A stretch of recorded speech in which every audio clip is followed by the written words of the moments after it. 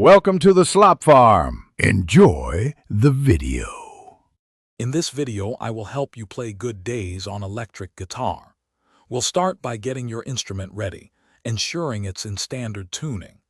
Then, we'll dive into the beautiful chord shapes and the intricate finger-picking patterns that give this song its unique feel.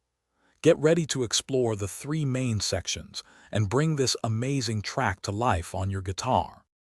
Let's begin with the first section, which sets the song's mood.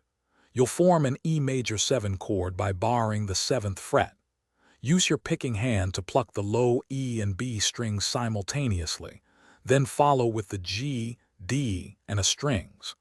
Remember to add your pinky to the 11th fret of the high E string for a key melodic note. Moving into the second section, you'll transition from the E major 7 to a C-sharp minor 7 chord, typically found at the 9th fret. Following this, shift to an A major 7 chord, often played by barring the 5th fret. Focus on making these chord changes smooth and fluid, keeping your finger-picking rhythm steady for a seamless sound. Now it's time to bring all three sections together to play the entire song.